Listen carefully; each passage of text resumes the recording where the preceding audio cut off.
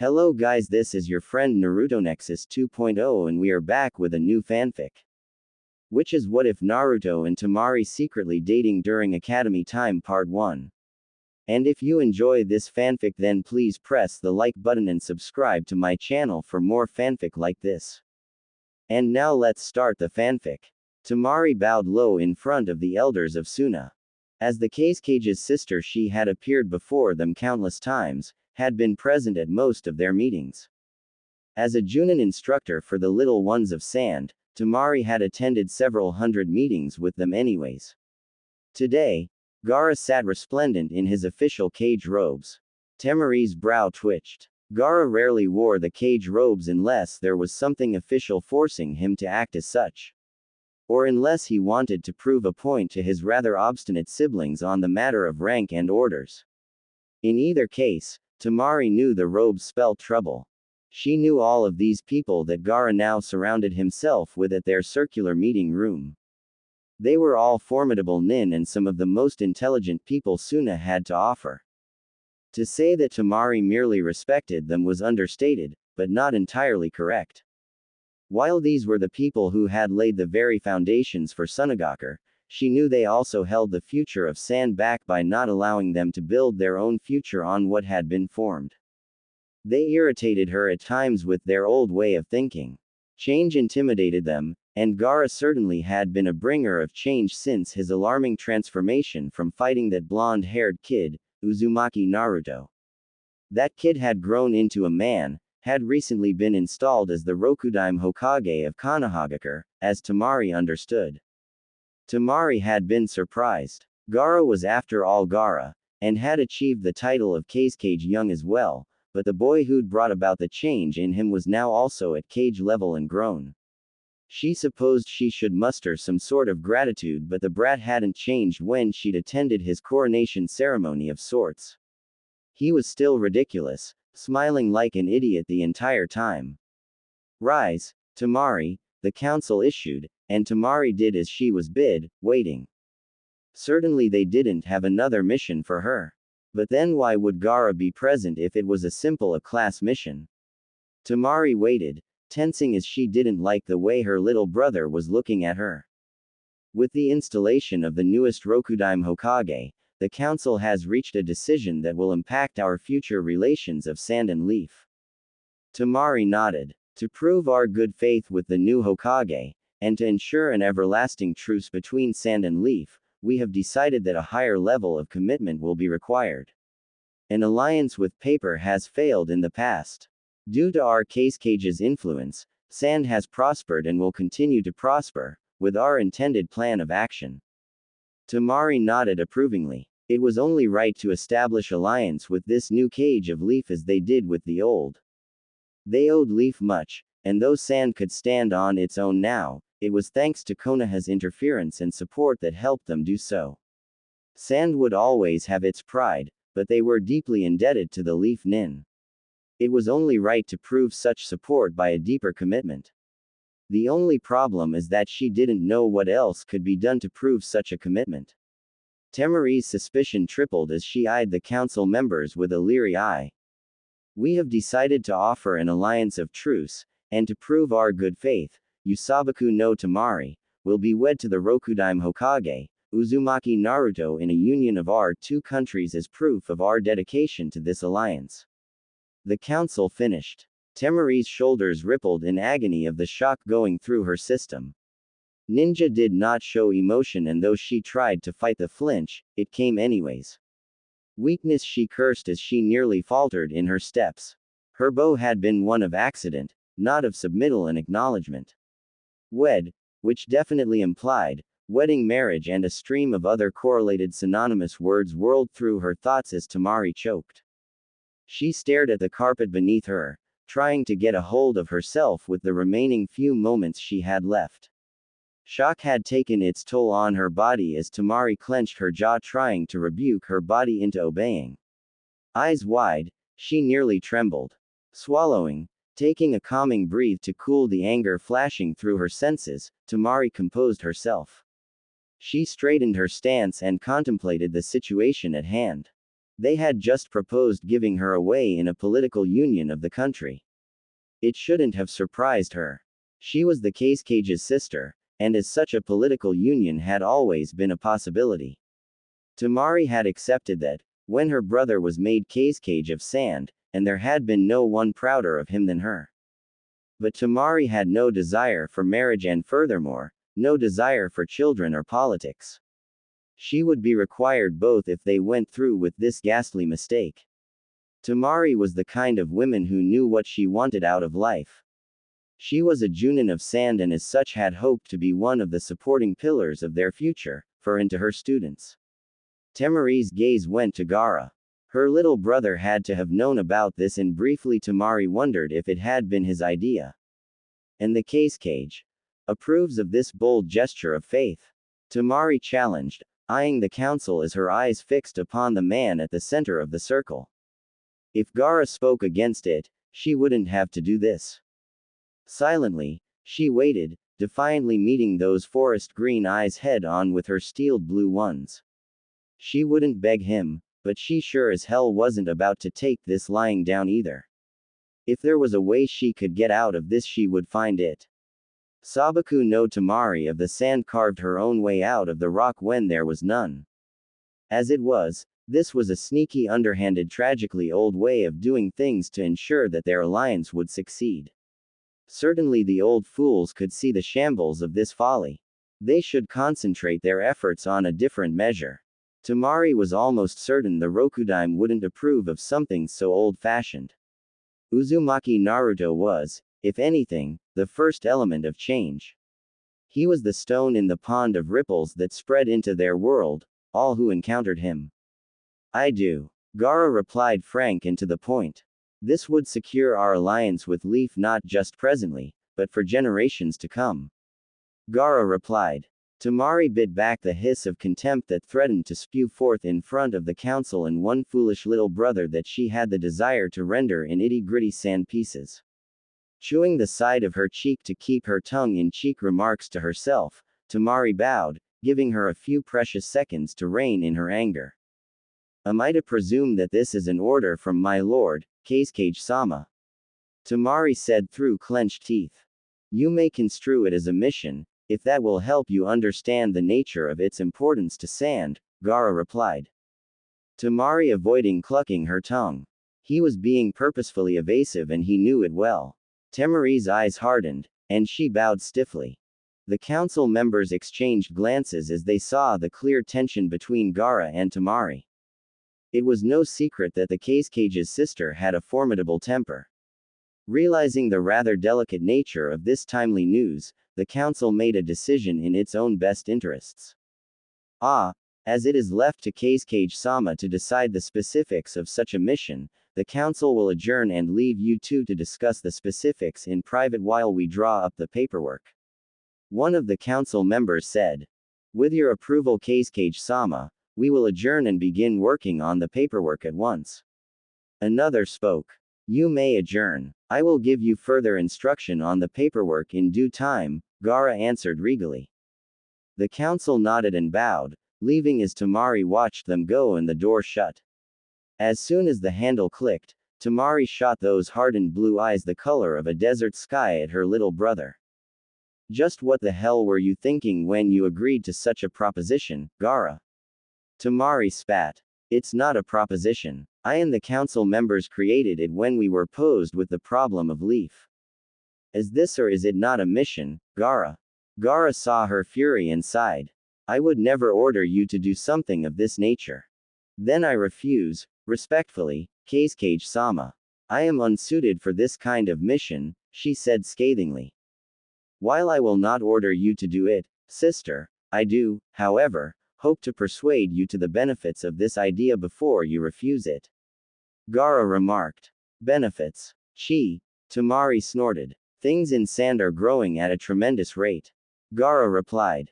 That has nothing to do with a marriage of state, Temari snarled. It has everything to do with it. Gaara retorted, slight frown on his brow at his sister's lack of control over her famous temper. The older generation looks upon our peaceful progress and scoffs, desiring more of the war they had seen in their time. The great ninja wars. Pa, old fools, she replied with a dismissive wave of her hand. Gaara regarded her seriously with a cool look of those forest green eyes. The council members want war? Temari asked. I doubt they would ever word it in such a manner, but yes. Gaara replied evenly. Politics. Temari spat in contempt. They want continued revenue and profit for our country. They want to see sand rise to its own glory, and this is a desire I share with them. However, their methods are not exactly as pure and honest as their intentions. Gaara replied. Temari, at least, was listening to him and nodded for him to continue as he had her attention. Gaara nodded. As I mentioned, sand has become formidable. By sharing such a close border with Fire Country, it is only a matter of time before eyes are set greedily upon the wealth and usefulness of Fire Country. So you think that the council members will want to go to war with Konoha to expand? Temari asked, eyebrow arched. I think that it is only a matter of time before that happens. If we go to war, sand will loose and become what it once was before, crippled and starving. If we go to war with fire, there will only be death and casualties on both sides. We will lose that fight no matter what bravado is instilled in our people. Gaara replied. Gaara, I know you have lingering sympathies and some twisted form of loyalty with that Uzumaki kid, but you're overlooking the interests of our people for a fail-safe. Temari replied. If sympathy is to wish for any other conclusion than death and destruction, then so be it.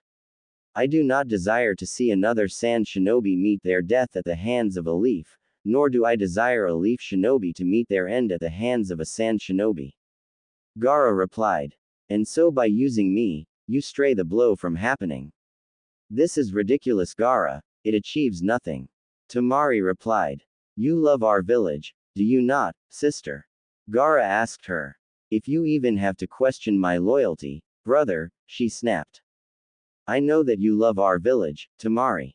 Gaara replied. I also know that our youth look to you for guidance, teaching, wisdom. You are an example to them. Gaara replied. Temari regarded her little brother suspiciously. You are popular with our people for your spirit and hard work. It is clear to anyone who observes you long enough to know how much you love our people. You fight to keep our way of life alive and put the entirety of yourself for the line of duty. Gaara told her. And, she asked, skeptically, the people don't merely respect you, Temari, they love you, and our youth try to model the example you have shown them. You are not just a political figure, Temari, but an icon among our bolstering strength. Gaara replied. It is true that by doing this, I stray my hand, and furthermore any future cage's hands from harming Leaf. The opposite is also true. Leaf will not be able to harm Sand now, or in the future because of such a deep commitment. That is not the only benefit. In doing this, you will set the example for our people. Because it is you, they will accept it with celebration. The youth will admire your courage, and the old will throw away such talk of war with an old gesture of assurance between our two countries. The old will not fill our youth with condemnable ideas of the glories of war with such a traditional political move as this one. You have other reasons, I presume. Temari scowled. I do. He admitted freely. I will not always be Cage, nor will I always be around to protect you, our Kankuro. Gaara. Nothing like that will happen, Temari snapped, irritated and embarrassed by his words. Gaara smiled softly and shook his head. War is always a possibility, Temari, and it will come. You are one of my most precious persons, part of my village, and you and Kankuro are the only family I have. Gaara replied. But thanks to you, you've put a stop to the wars. The people have flocked to you, Gaara, and responded in a way that they have to no other cage before you. Temari exclaimed. The future is, as always, undetermined. I cannot stop the future, but I can prevent what might happen by ensuring the present. War is always a possibility, and civil war has ravaged our country for years, Gaara said, eyeing his sister. You're serious about this? Temari said, hesitating on her resolve. Very. Also, the happiness of my only sister is very important to me. Gaara replied. Happiness. Temari snarled. I think you know how much I hate politics, marriage, and the idea of bearing children. I am not a submissive, subservient housewife to be doomed to fortitude of a kitchen for the rest of my days. I am a kunoichi, Gaara, Temari stated firmly. And as such, you will need someone who respects that trade. The appropriate suitors in sand will not have such a high regard for your skill, no matter how invaluable you have been to our youth. Gaara replied. Temari's scowl deepened. What he said was true, which is why Temari hadn't married anyone from sand, in the first place. She didn't need to join herself with backward thinking, political scheming, cretins that would only hinder her brother's work. There is no other man I would be so willing to entrust my sister to than Uzumaki Naruto. Gaara replied. He's an idiot. Temari couldn't help but blurt out. He respects women greatly, as shinobi, as valuable assets to any community. Uzumaki Naruto has the ability to see and find worth and potential in anyone, male or female, that he comes across. He is resourceful, optimistic, and believes firmly in his ideals. He follows through, never giving up on what he has determined to believe in. He is an honorable man, in the way he fights as a ninja, and the way he lives his life. Gaara replied. Temari sighed. She knew how much her brother admired the moronic blonde, and while she had seen those character traits in action, in a very tangible way as he looked at her little brother, she couldn't help but be biased about his blundering past. And she didn't want to be married at all, no matter how nice the young man was. Gaara, I don't want to have children. You know that, Temari replied. And you think Naruto would force childbearing on you? Gaara asked, mildly. Temari shifted uncomfortably. No, she couldn't see the idiot forcing her to have children in spite of her biases. He was a man with honor, and did treat women better than the majority of sand ninjas she'd encountered. Temari gave a shake of her head, agreeing with Gaara's measure of the man, even if it killed her to acknowledge him so begrudgingly. And as such, should things turn unstable in sand or another bloody uprising occur, I ensure not only your and Kankuro's safety, but the safety of our people to flee to Konoha in case of such a dire need. If some other cage's reign is bloody, then our people will still be safe from that terror, Gaara replied. Gaara. Temari was always astounded when she heard the depth of care and concern Gaara had when it involved their people. He had sworn to protect them when he entered into his reign as Kazekage, and he had followed through on every word he had made in regards to that, as he was doing now, even if it was at her expense. It spoke to the level of commitment he had to be willing to consider this in the first place. I know the idea is not appealing, Gaara said delicately, but it will be for the best of our people, and I think you might even benefit from being united with him. Temari scowled. And just what is that supposed to mean? She retorted, hotly. Uzumaki Naruto has a way of breaking and melting the hardest of hearts. Gaara replied, with a smile towards his beloved sister. Temari's eyes flashed, and she turned on her heel, storming towards the door. Will you accept this mission for the betterment of our people, Temari? Gaara asked. Temari turned, eyes narrowed. It is not my answer you need, but that of the Rokudaime Hokage. She replied stiffly, effectively sealing her fate. Bah, it did her no good to be so pessimistic. A coy smile curved on her demure lips. There was no way in hell Uzumaki Naruto would agree to something so backwards. She had nothing to worry about then. Temari was sure of it. Hell no. Naruto spun and landed deftly, dodging a lamp aimed for his head. Why was his office always a war zone? He leapt over the chains launched at him, cracking the nice painting Sai had painted for him. He scowled. He wasn't the Rokudaime Hokage for nothing, damn it. He managed to dodge the round of kunai and senbon nimbly as he displayed his skill. But it was the chakra-enhanced throw of his leather chair that did him in. In his defense, he honestly hadn't expected her to throw his beloved chair with that sort of accuracy and speed. By the time he registered what it was, and got over the shock, it was too late. He smashed into the bookshelf, books clattering down on him. Shit, that hurt. Damn the old hag. It was against his principles to beat some righteous anger into the gambling lush, but that didn't mean he was going to allow her to pummel him either, damn it. Get back here, brat. Tsunade snarled. Neji flank left. Shizune, you guard that damn door. Kakashi flank right. Ino, take the center and use your technique, she snarled, and they drew closer. If Naruto could just get over Kakashi, he could take Shizune out and make a break for it. After all, he had Anbu operatives who would actually listen to him, outside the door. Naruto sweated, disheartened as the four ninja drew closer. I said no. She's scary as hell. She'd probably castrate me the night of our wedding. He protested. Don't be an idiot, Naruto, she wants the political alliance to work as much as you do. Ino snorted. I don't want a political alliance. Naruto replied severely. You can't be castrated, you don't have a. Sigh. All members involved stopped him before he could be too graphic. Sigh. Assist Shizune-san with the door, Neji ordered his company captain. Sai grinned, much to the regret of the whisker-cheeked Cage. I don't even want to be married, he whined. Naruto, Ino warned, exasperated. If you just shut up and do it, it'll be less painful, she said, ice blue eyes blazing as her hands began to form the rapid amount of hand seals needed for the body exchange technique. Painful. Ha. The Rokudime laughs in the face of pain. And don't you dare try to take control of my body and forge my signature on those documents either. If you do it, Ino, I'll dock your pay for the next 6 months, Naruto threatened his assistant. And he apparently had said the right thing, because Ino tensed, hesitating as she dropped the jutsu. Don't be intimidated, Ino, just use your technique, Neji said.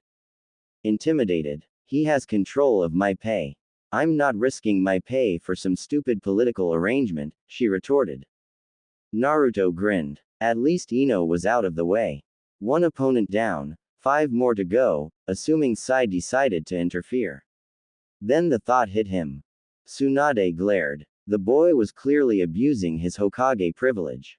Team 7 is family, he said, eyeing Sai and Kakashi, and it was you who taught me not to abandon my teammates, Kakashi-sensei. He pleaded.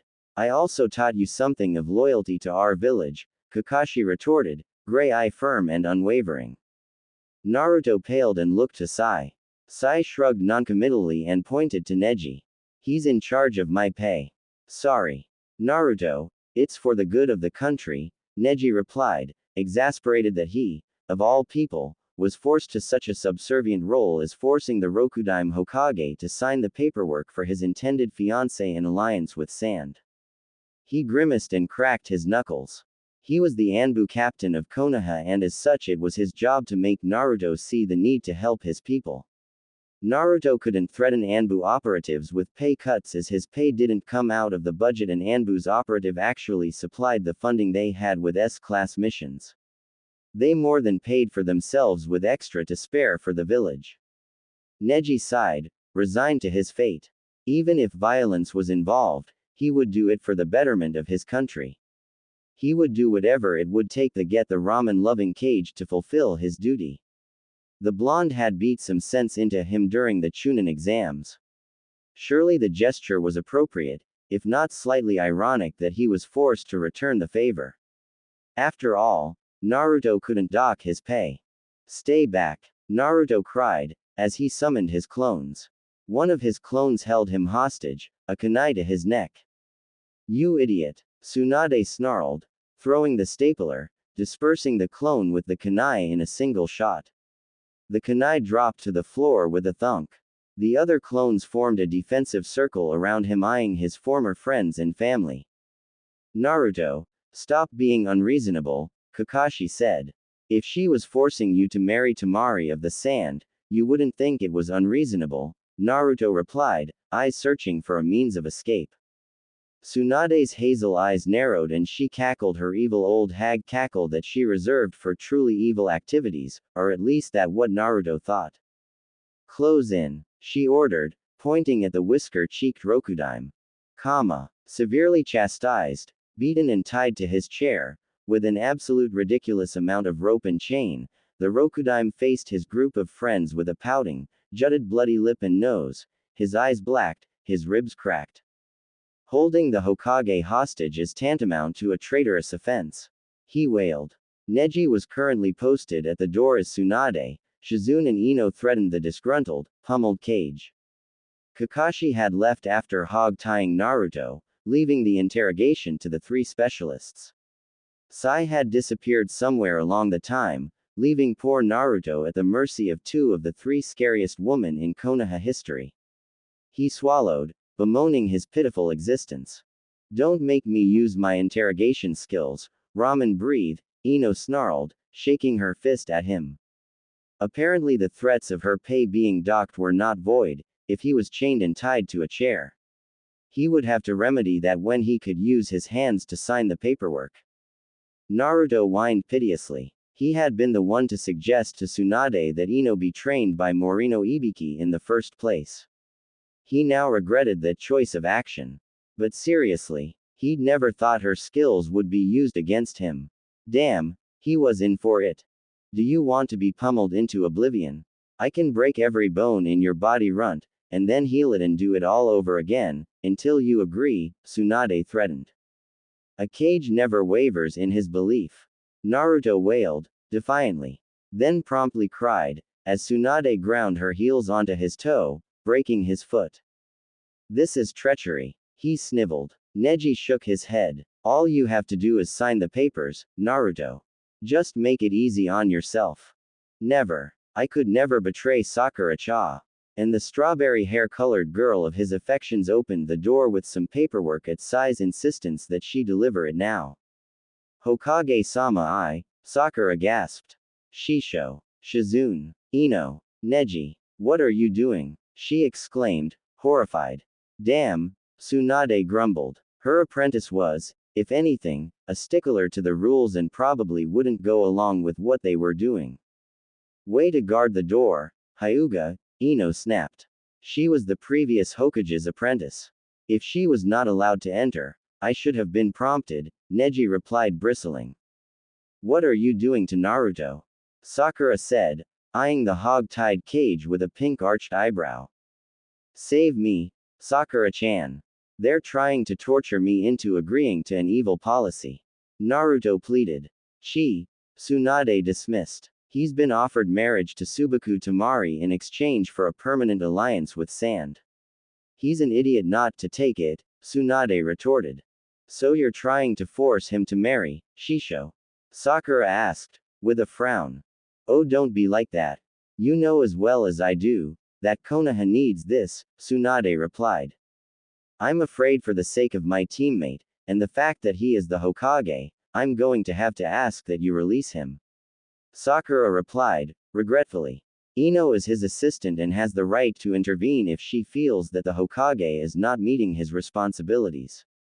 Neji replied. After all, it was the reason they had chosen the buxom blonde as his assistant. Nara Ino, recently married to one Nara Shikamaru, was loud, overbearing, and scared the poor fox bearer silly. She would ensure that Naruto would not slack off and would meet the requirements of all his duties as she'd been trained in interrogation and torture methods by Ibiki, himself. The fact that she could organize, and make one mean cup of coffee were merely bonuses to her otherwise outstanding skills and qualities. Yes, but as head of the medical staff, I clearly can override both Anbu and assistant in regards to his medical health. Sakura replied with a quirk of her pink eyebrows. Tsunade scowled. You're letting him get off easy, Sakura. I'm doing no such thing.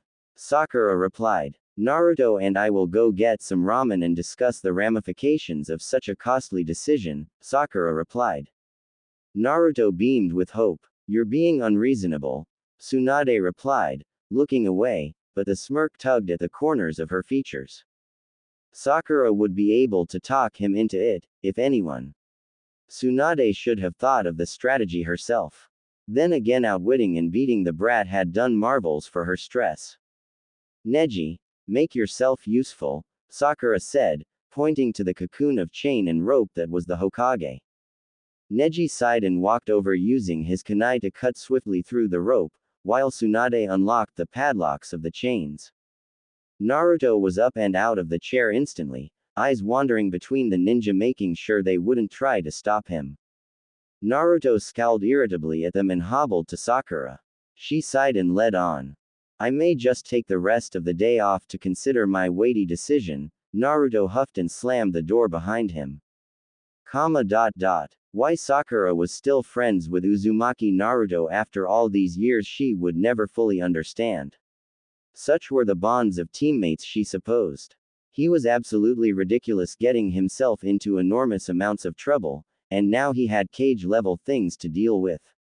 In his defense, he had matured marvelously over the years, but even a matured Uzumaki Naruto was still at the heart and core, Uzumaki Naruto. She sighed again and Naruto pouted as he limped. Would you mind healing me, Sakura-chan? He pleaded. Certainly, Hokage-sama, Sakura replied. You know I hate it when you refer to me by my title, he pouted as she healed him. I just wanted to remind you of who you are now. Sakura replied cheerfully. Just because I'm a Kage, doesn't mean I'll ever forget that I'm Uzumaki Naruto, teammate on Team 7 with you, Sakura-chan, and the most unpredictable ninja ever. Naruto replied with a wink and a pose. Sakura was already wandering down the stairs and Naruto jogged to catch up. Ramen again, I presume? She asked flatly, tucking her hands into the pockets of her white medical jacket. I'm paying, Naruto said with a grin. The smile was tugging at Sakura's lips as she regarded her former teammate and current Kage. We both know you get ramen for free now at Ichiraku. Which is why I'm buying.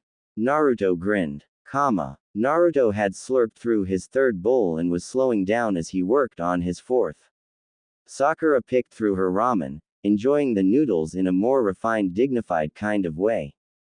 So why aren't you going to go through with marrying Temari again? Sakura asked. Naruto paused mid-slurp, and set his bowl down. Blue eyes met her green ones sincerely. I think you know why I won't marry Temari, Sakura-chan, he said, reaching for her hand. Sakura rolled her eyes, and avoided his reach. Naruto, we've been through this. I'm engaged to Sasuke, for Pete's sakes. You're going to have to give up eventually. I'd settle for being the other man. Tem doesn't have to know, Naruto quipped, with a wink. Sakura sighed. You're about as subtle as a brick wall, Naruto, she told him flatly. Does that mean you're considering it? Naruto grinned.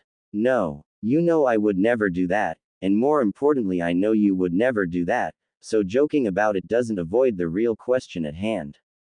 Sakura replied, poking him in the chest. I wasn't avoiding the real question, Naruto pouted. Be serious, Naruto, Sakura told him with a small smile. I was being serious, Sakura-chan. Naruto replied, hurt. How can I marry someone who isn't the woman I love? It wouldn't be right, he replied, downtrodden as he stirred the noodles with his chopsticks sullenly. Because it will be for the good of the people and I know you won't let our village down. Sakura replied, as she took another bite of her ramen. Because it's so simple, Naruto replied sarcastically, rolling his eyes for added effect. You're the one who's making this complicated. Political marriages aren't necessarily about love, but about what's good for those pledged to them. Sakura pointed out. How positively upbeat of you, Sakura-chan, talking against love, Naruto scowled. You're sounding more and more like your perverted sensei every day. Sakura snorted. Naruto still looked defeated. Sakura sighed and rubbed his back soothingly. Look at it this way. You don't know that you don't love Temari. You haven't actually tried yet. And you'll have Gaara as a brother-in-law. Sakura beamed, pleased with her new angle, which was positively upbeat. But that means I'll also have Kankuro as a brother-in-law, Naruto grimaced. He's a good shinobi, Sakura countered, settling back down in her stool. He wears makeup and messes around with dead bodies, turning them into puppets, Sakura-chan. If that's not the definition of creepy and just plain ew, I don't know what is. Naruto said, making a face. Temari is pretty. She's got that exotic look going for her. Sakura replied, unfazed. Yay, but she's not you. Naruto slouched further into his stool and ramen bowl, slowly slurping the noodles from his fourth bowl. Naruto, Sakura said hesitantly. You have to let me go sometime, you're only going to hurt more the longer you put it off. She said gently. I know, I just. The bell chimes tingled and Sakura's entire face lit up as she saw the man of her dreams arrive, ninja smoke dissipating. Naruto eyed his ramen bowl, the only constant love left in his life. Dobi, Sasuke said walking in. Apparently he had just gotten back from his Anbu mission. He took the stool on the other side of Sakura and interlaced his gloved hand in hers. They were engaged, it was only appropriate, right? Naruto swallowed another mass of noodles to swallow his painful lovesick retort. When are you going to refer to me by my real title? Naruto demanded after he'd swallowed. When you've earned it, Sasuke replied with a smirk, as he ordered miso. I could order you to do it, you know, Naruto replied. But you won't, Dobi. Even you've got your pride. Sasuke replied. Bastard, Naruto grumbled, hating that he knew him so well. How was your mission? Sakura asked, eyeing him up and down beneath veiled lashes. Sasuke's smirk widened. I'm injury-free, Sakura. The mission was a success and no one got hurt, he said, answering both Sakura and Naruto's unasked question at once. Sakura grinned. Naruto sighed. Sakura glanced at her watch. Naruto, I have to get back to the hospital. I'm due for another surgery in an hour. Talk to Sasuke-kun about it though, okay. She replied, kissing said brooding best friend goodbye and ruffling Naruto's hair fondly before walking briskly out. Yeah, sure thing, Sakura-chan.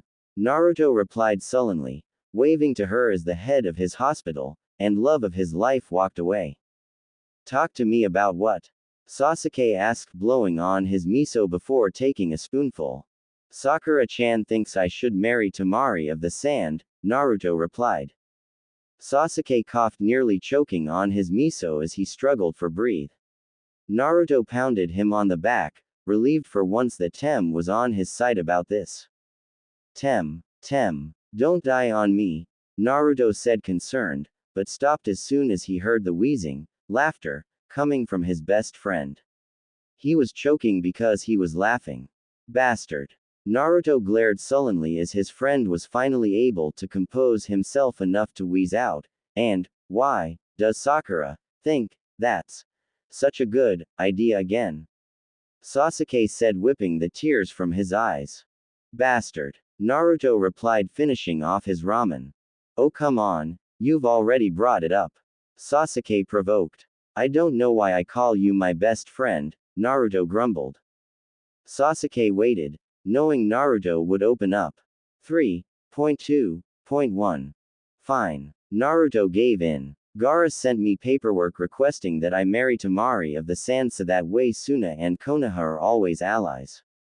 Naruto snapped. Wow. Sasuke blinked, though that damn smirk was still in place. I thought political arranged marriages were a thing of the past, Sasuke stated. I did too, Naruto replied glumly. Apparently they're the latest rage, he soured. You could do a lot worse. Sasuke pointed out, trying to be helpful as he knew his wife to be had been. I could do a lot better too.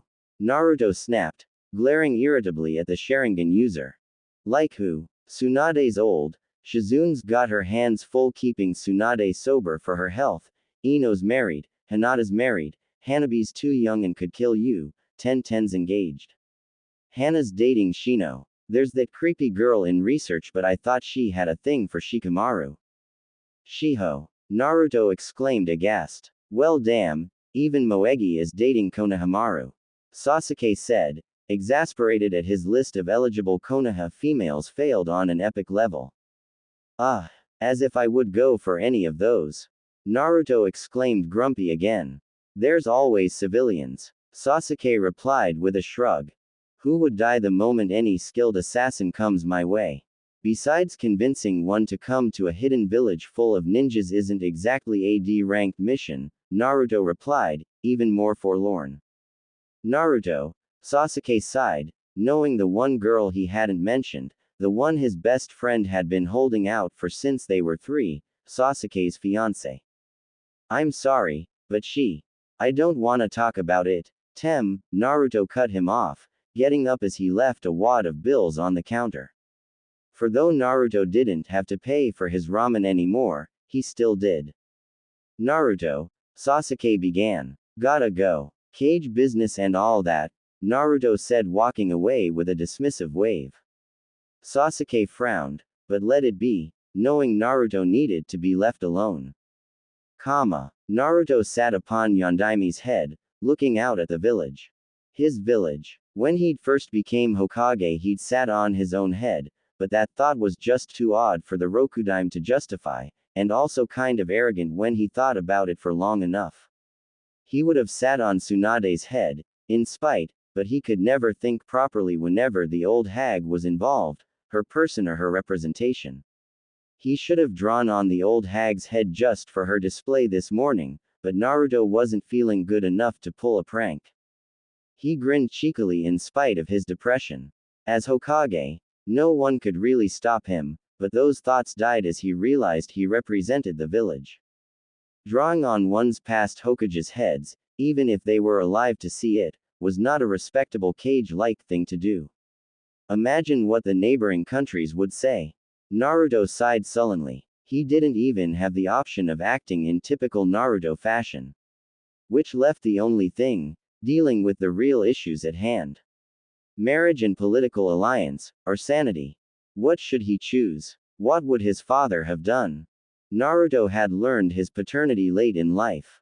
Knowing he was Yondaime's son only made his guilt that much heavier. His father, someone most beloved of the village, had died sealing the Kyuubi inside of him, sacrificing everything, himself, even his son's fate, for the safety of the village. And though Naruto, at times, had felt any number of emotions upon finding out this heavy knowledge, he knew his father loved the village above everything else. That knowledge was chafing. After all, what kind of father would put the demon fox inside of his own son? But Naruto knew the answer as soon as he had thought that treacherous thought in the past. It was the same answer he came to as a cage. The kind that was a good cage. The kind that loved his village and put his village first until the very end. And he knew what he had to do. Uzumaki Naruto wouldn't do this half-torn. He was determined. He would do whatever it took to keep the village safe, even if it meant marrying a complete stranger to do it. Sakura-chan was right. He didn't really know Temari, but that didn't mean he couldn't learn, right? He would do his best to be the greatest Hokage and the greatest husband ever. He got up and made his way to his desk, signing his name on the documents and effectively sealing his fate. What? Temari spluttered, half choking on her tea. Congrats, sis, Kankuro snickered. The teacup slammed into the table, cracking, and Temari promptly walloped him, sending him flying with her oversized fan. This has to be a mistake, Temari spat, eyeing the signature and the paperwork as Gaara shifted his sand back and forth. Surely it's a fake. There's no way possible that he would agree to something so backwards, Temari scowled, brow furrowed. Maybe his counsel is forcing him, like ours is you, Kankuro replied with a shrug. Gaara's green eye twitched. Sorry, Kage-sama, Kankuro said, scratching the back of his head as he winced. Gaara nodded. I'd like to think that Temari is doing this for her country, Gaara replied briskly. I banked on the fact that he would refuse. Temari scowled. Guess you'll be a blushing bride after all. Kankuro grinned. Kankuro, Gaara warned, but it was too late. Temari proceeded to pummel her brother in true sisterly fashion. Gaara sighed.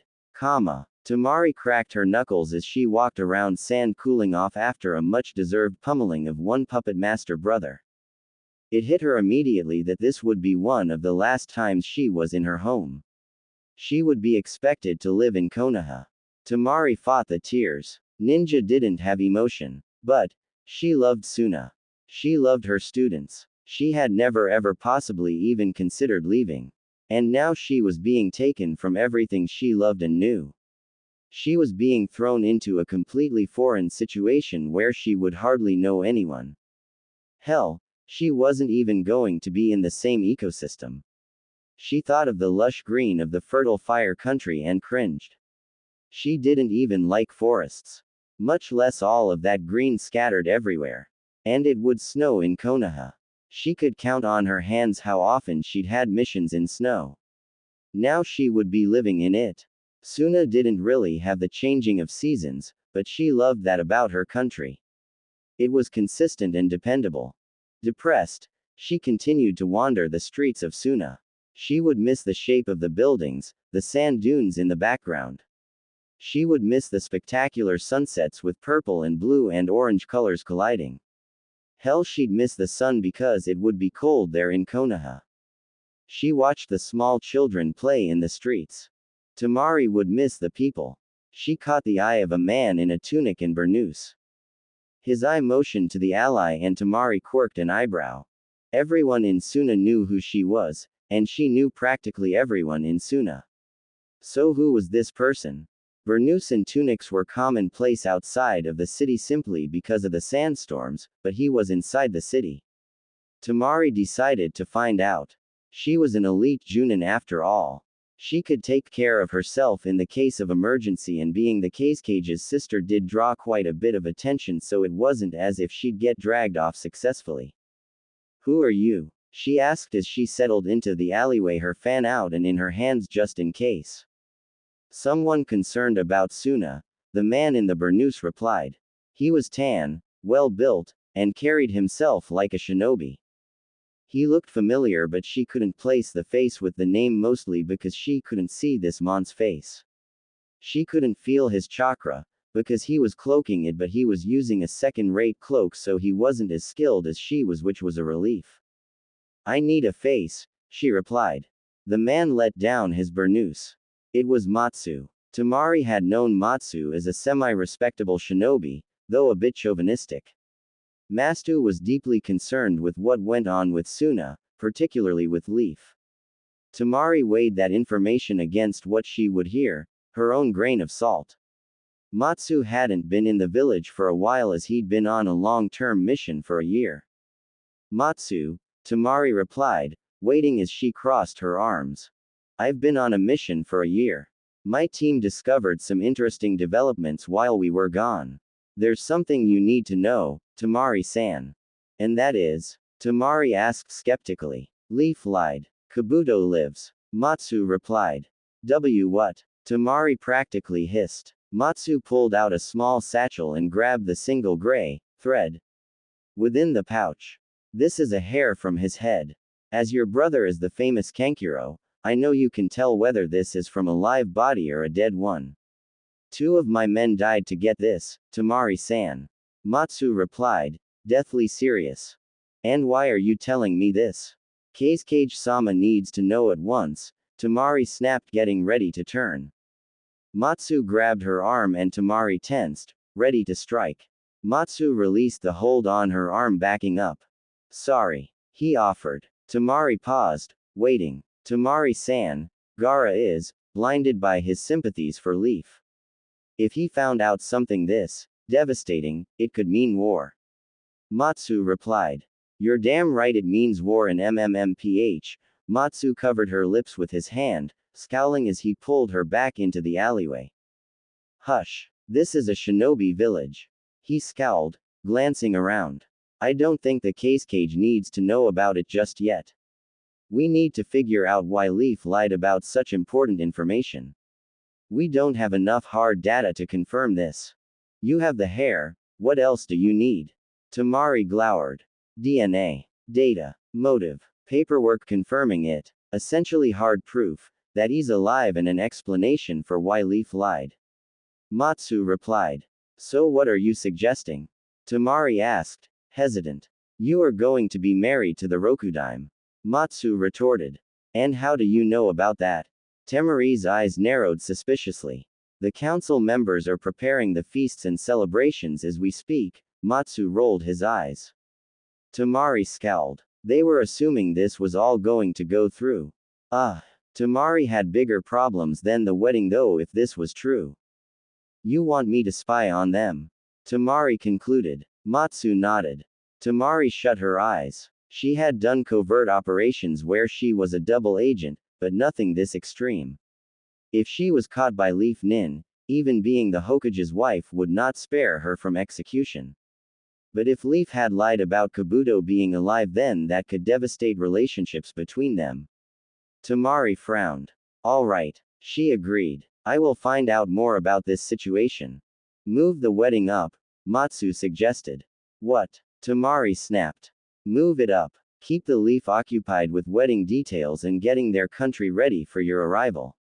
You will have a better chance of success if they are distracted, Matsu replied. What he said made sense. Too much sense. Matsu was a good ninja, she had known him for most of her life. The man was loyal from what she had known about him a year ago. Time, as she knew, could change anyone. Temari wouldn't just be spying on Konoha. Perhaps she could gauge Matsu's loyalty and figure out which groups had discovered such costly information in case they were traitors. He was questionable at best, but Temari would find out the truth for herself. For now, she would let him think that he was calling the shots.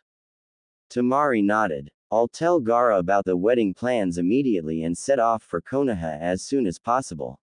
Matsu, assemble a list of escorts for me, Temari said with meaning. Matsu nodded. Of course, Temari Jaime. Don't call me that, Temari snapped, hating that title as she took off. Matsu grinned and pulled his burnous up, walking out of the alleyway whistling. 2 weeks. Ino screeched. Naruto winced. How she managed to make her voice sound like nails on a chalkboard, he would never know, but he did know that it was damn effective at cowing him. That's what the paperwork says, Ino, Naruto replied meekly.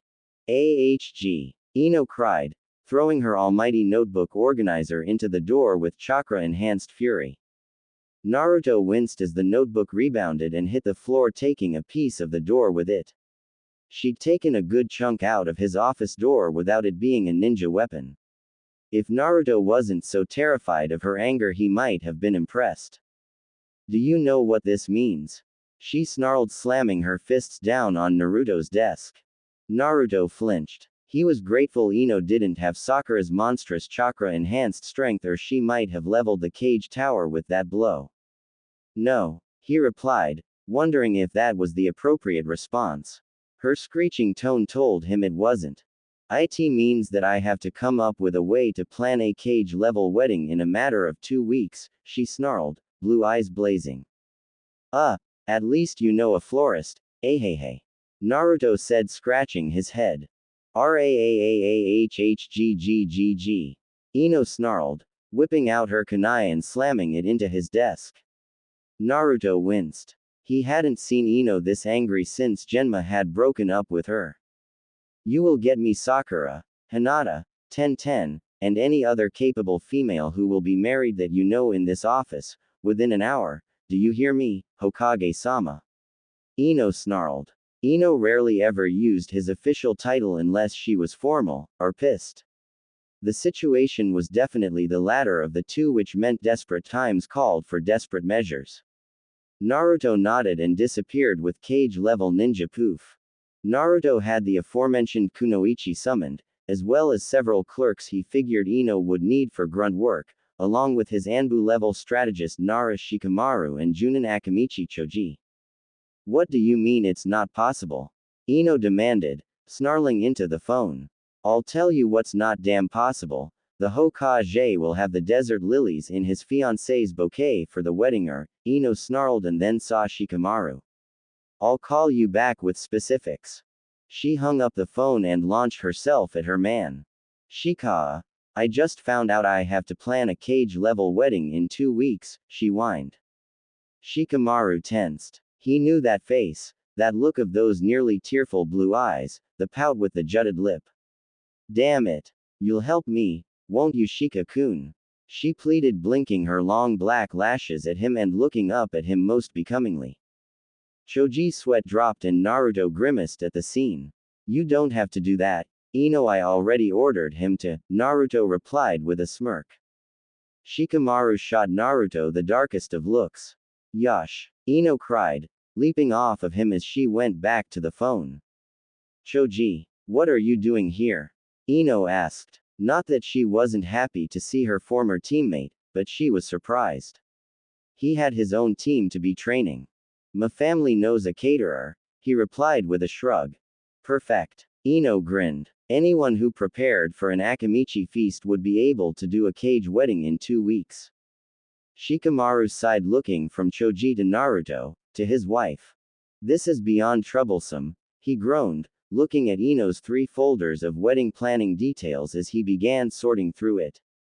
Oye, what are the others for? Ino asked. The clerks are for grunt work, Naruto replied. And where are the girls? Ino asked, eyebrow arching. Naruto flinched, hands up in surrender. I summoned them. The soonest Sakura could get out was 3 o'clock. Tsunade is going to cover for her at the hospital, but Tenten, Shizune, Hinata, and Moegi should be arriving within the hour, Naruto replied. You're the best, Naruto, Ino squealed as she hung up the number she was dialing. You, she pointed, eyes narrowed. Start dialing this number for the wedding cake. You get started on the formal gear for the groomsmen. Naruto, get me a list of groomsmen, now. She ordered, and the clerks got to work. Naruto sighed and had a seat at his desk, finishing the list of groomsmen quickly. At least you're in the wedding, Maru, Naruto grinned. You're making me get dressed up and stand in front of thousands of people in a ceremony for hours. Joyous. Man, this is such a pain in the, Shikamaru scowled, shaking his head as he began to sort through his wife's plans, forming his own as he began setting up files for delegating. Naruto sweated as he supervised the process and twiddled his thumbs. Between Ino and Shikamaru, they were able to come up with a list of things to delegate. Shikamaru went to go inform Anbu Ops of their new mission assignments. Ino kept the clerks busy, and by the end of the day they had accomplished a great deal. Naruto sighed and filled out the paperwork. Temari should arrive with her company by Friday, Naruto said as he eyed the paperwork in front of him. We already have Anbu sweeping the guest quarters, Hokage-sama, Ino replied, returning to her 3 folders for the wedding and checking notes. You, start writing what I dictate, she said to the nearest clerk who wasn't already scribbling and writing furiously. Ino, you're going to give them carpal tunnel, Naruto said, eyeing them. When Sakura gets here, she can put her medical skills to work. Oh, and while you were in the bathroom, Tenten showed up and I gave her the assignments. Tenten's got the Chunins working on construction of the cage house. What are you doing to my house? Naruto exclaimed. The cage house needed renovation anyways, and we figured we would make it less like a bachelor pad and more like a home. Ino said with a shrug. Naruto groaned. It was fine. Do I even get a say in the renovations? Naruto grimaced. Nope. I already cleared the floor plans. Ino replied. Ino, Naruto growled. You want your home to look splendid to welcome your newest bride, don't you? Ino replied, jabbing him with a finger in the chest. Yay. But, Naruto protested.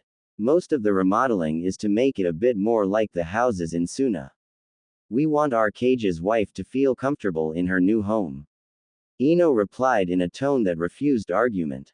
Naruto sighed. He had been inside of San's guest housing and so he supposed he could live with it. It was awfully nice. But he hadn't expected everything to happen so quickly. He huffed. Hokage-sama, go home and think about how you're going to greet your bride-to-be. You need to be dashing, she said, straightening his jacket, and she gave him a gentle push out the door.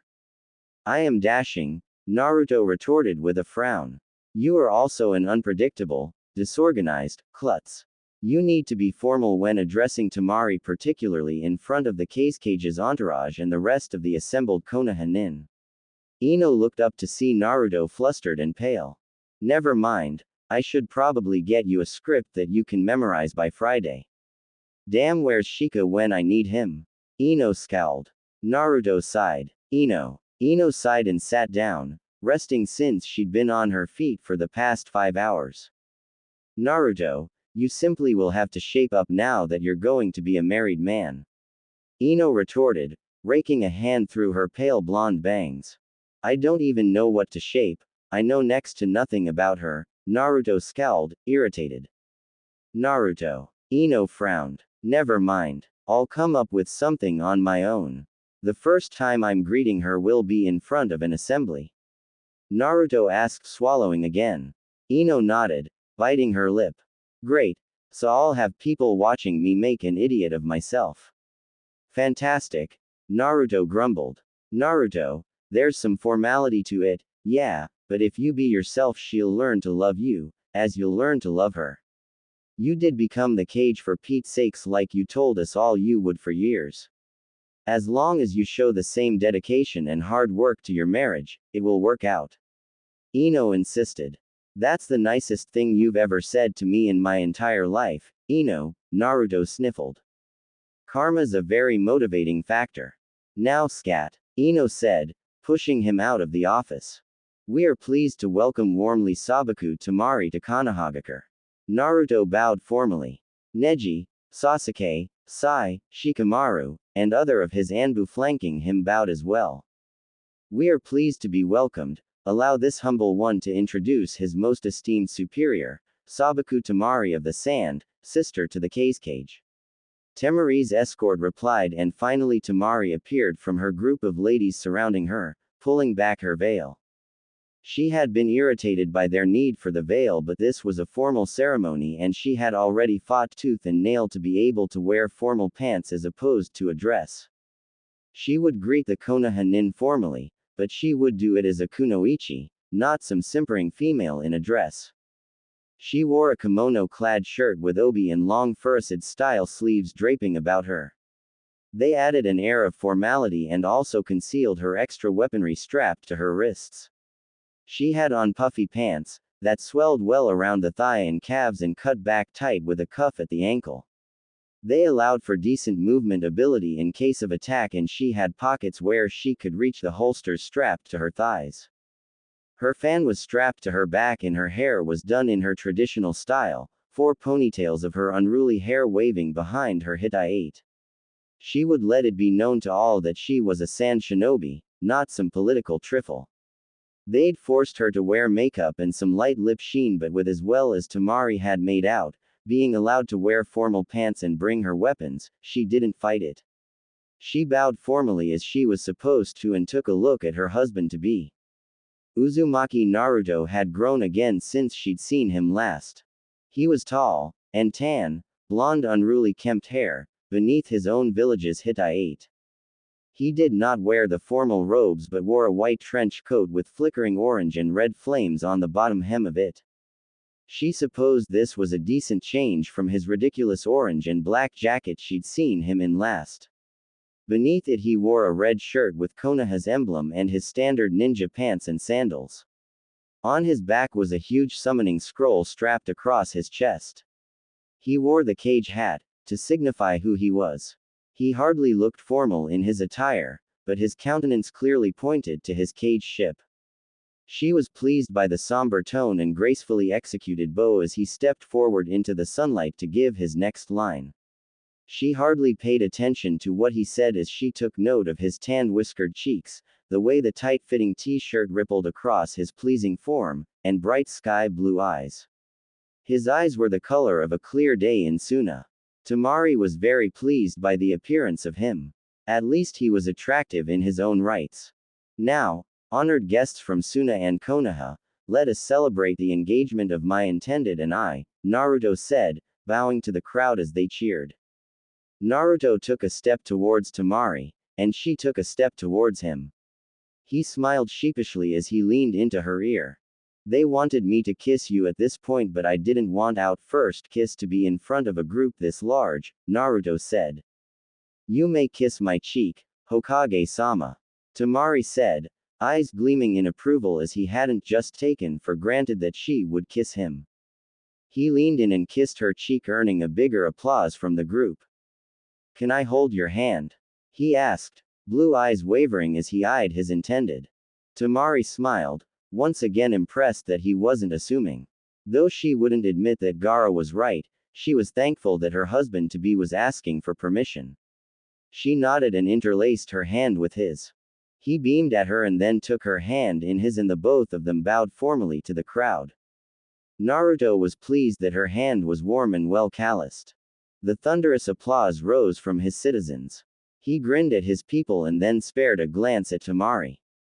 She smiled softly as she glanced at the crowd around them, eyes scanning the faces there. Lovely, he thought as he looked at her. He grinned mischievously, and squeezed her hand in his.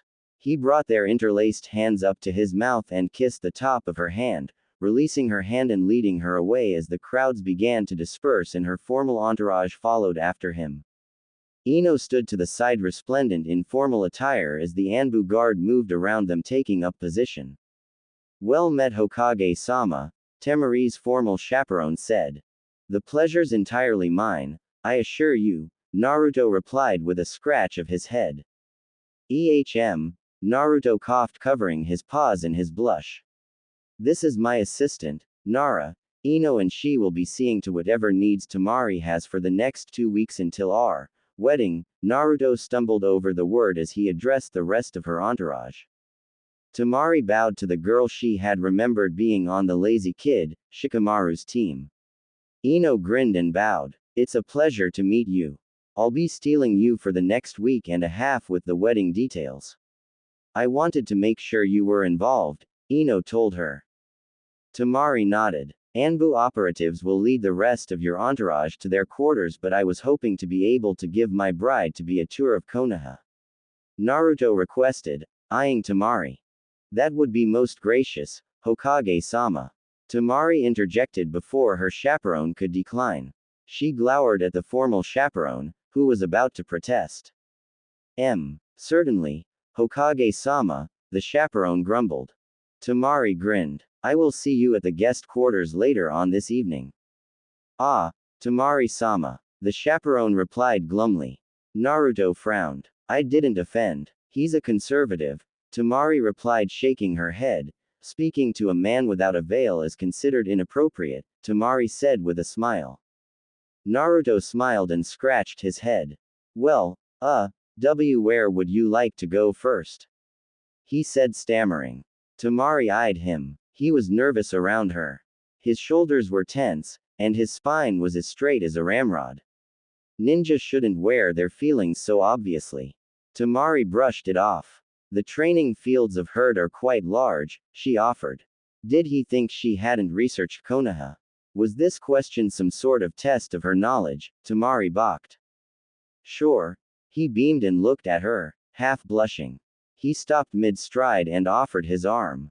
Temari half grinned at his countenance. You don't have to do that now that the people aren't watching, you know.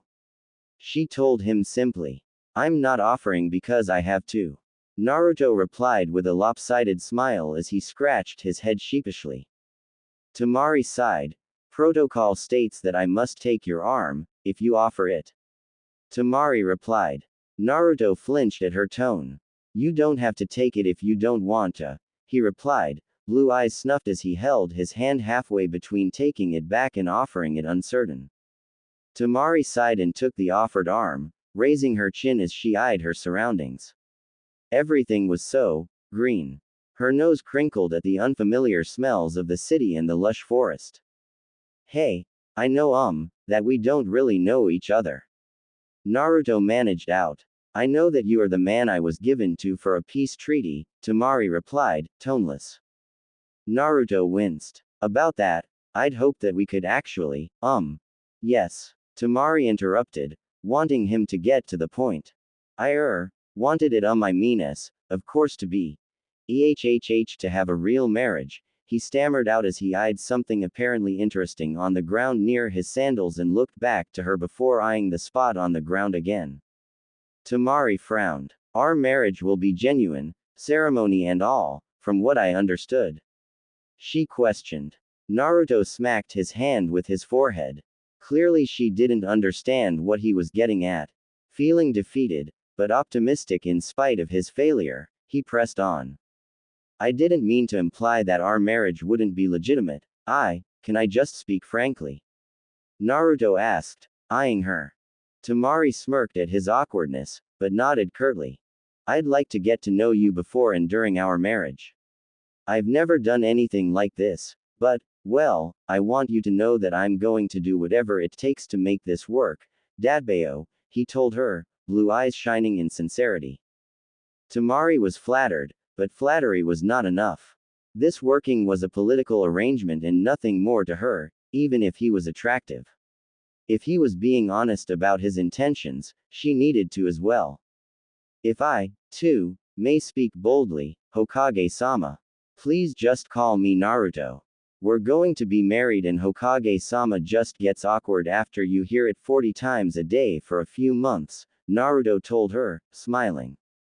Naruto, then, Temari said. She waited. Oh, go ahead, he said as he realized, she was still waiting for permission. Temari paused at his lack of formality, but continued in spite of it.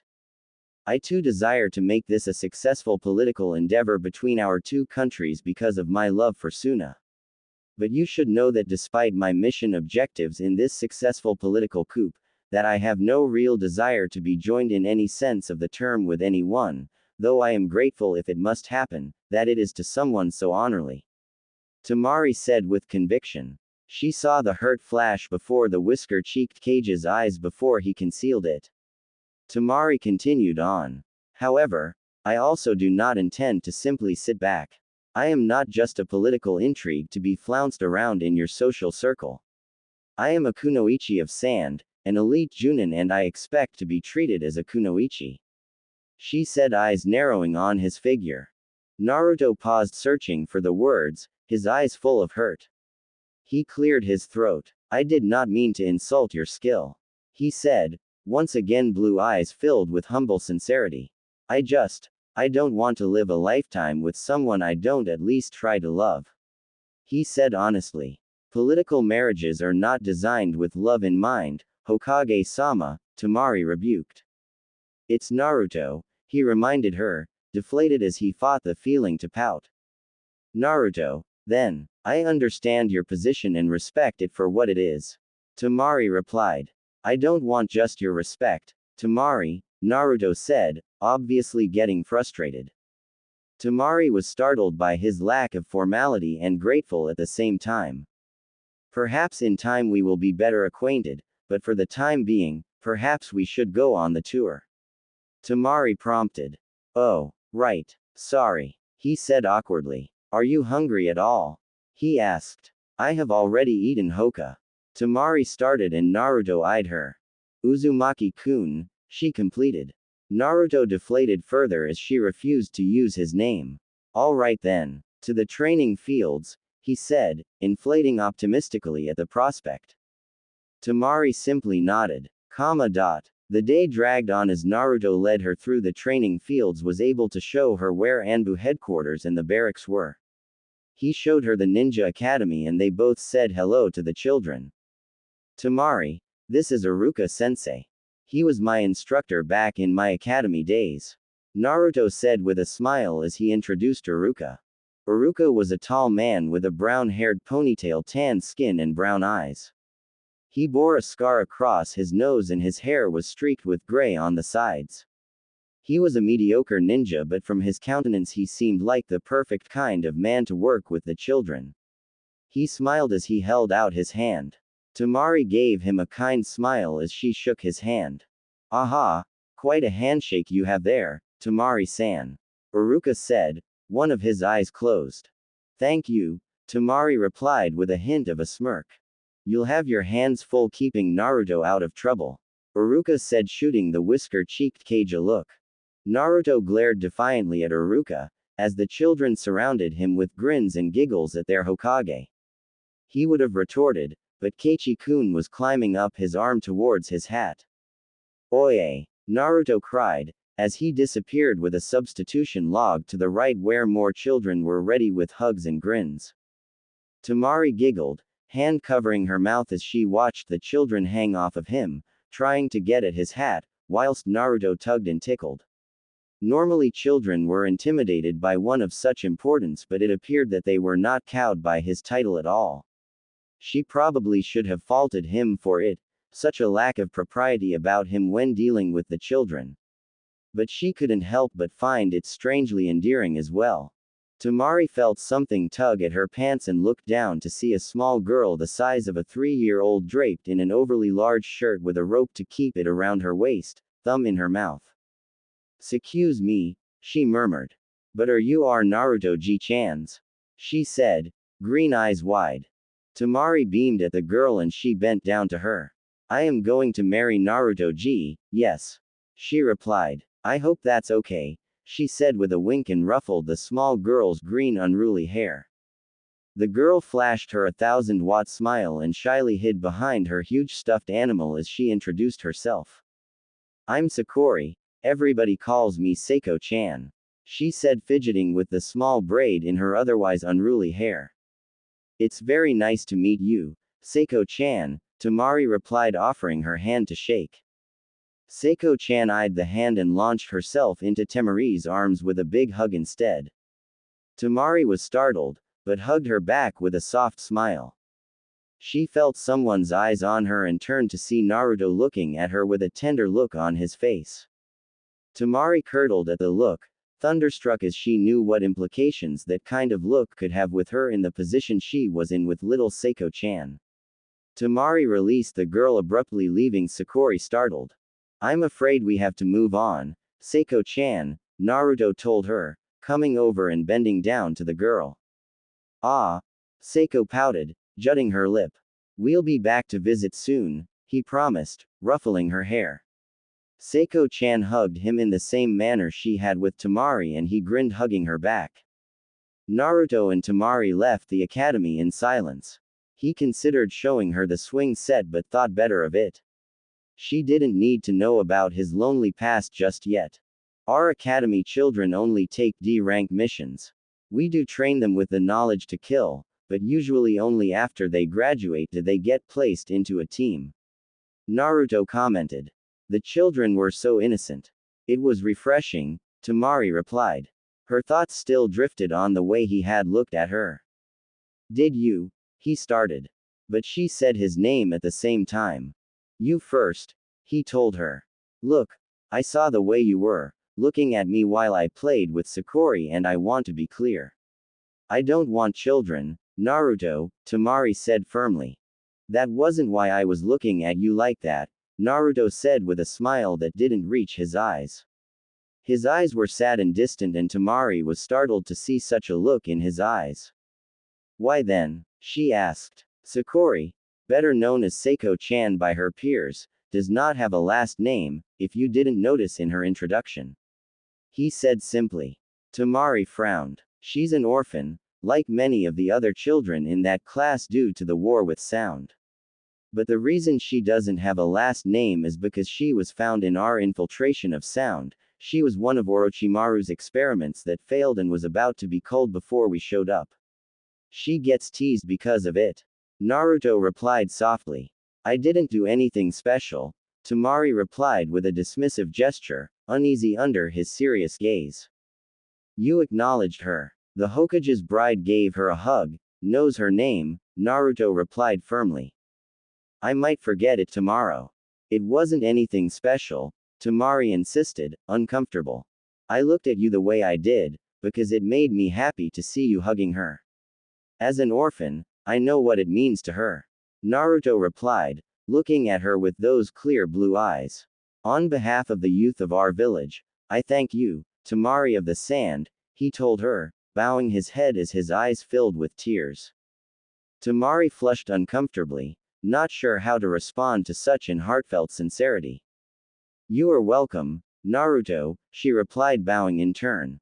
He walked her down the streets of Konoha, figuring he could stop by Ichiraku when he sensed Konohamaru's chakra. He dodged the kunai launched at him and kicked the clone coming his way, turning as he threw the other clone bearing a Rasengan into a wall. The clone dispersed, though Temari had already whipped out her fan and dispersed the other clones, eyes narrowed dangerously. Naruto felt Konohamaru's chakra and gasped, pulling Temari into his arms. Temari lost her footing with his yank and stumbled into him, hands bracing herself on his chest to keep from falling over completely. Naruto's summoned clones huddled around them, and he was able to take the brunt of the water balloon attack, which he realized had been filled with paint. Ha ha ha. Got you, boss. If I had been an enemy ninja, you would have. Konohamaru froze at the sight. Temari pushed Naruto off of her, irritated as she pulled out her fan, dispersing his clones as she looked at the Chunin in front of her. Blue eyes narrowed. He bears your village insignia, but I can teach him a lesson he won't forget in manners, Temari said, and Konohamaru glared, as he eyed the Sanjunin. Moegi and Udon appeared next to him as Temari regarded them with an arched eyebrow. AHCK. That's not necessary, Temari. EHM. Konohamaru just likes to play pranks, Naruto said, stepping in front of their team.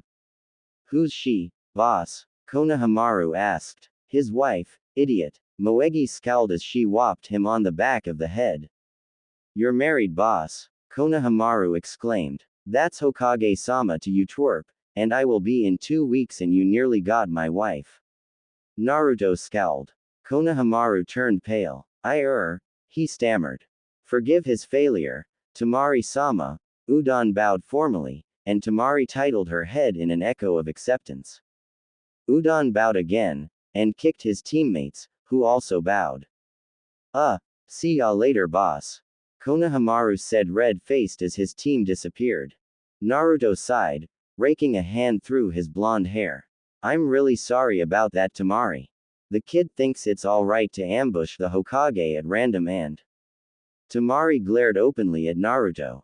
You tried to protect me? She questioned, tone clipped. Yay. I didn't think getting paint on you was. I didn't need your protection, Hokage-sama. I had my fan out, and responded when you summoned your clones. Temari snapped. Naruto frowned and then it dawned on him. Oh crap. I wasn't implying. You didn't need to imply it, Temari replied with feeling as she walked off. Temari. AHG. Wait. Please, I wasn't trying to assume you weren't able to protect yourself. Naruto replied, falling over himself as he tried to grab her hand. Temari evaded the grip and stopped, glaring at the whisker-cheeked cage. I know perfectly well that you could defend yourself. Naruto told her. Then you should have let me. Instead you let your students assume I needed your interference. Temari snapped. Naruto blinked. Now, I'm sure Konohamaru didn't see it that way, particularly when you dispersed his other clones.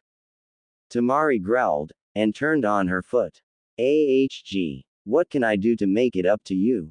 I can go grab Konohamaru if you'd like to clarify. Temari, please. Naruto pleaded. Temari took a deep breath and stopped. I have no need for you to do that, Uzumaki-san. She replied formally.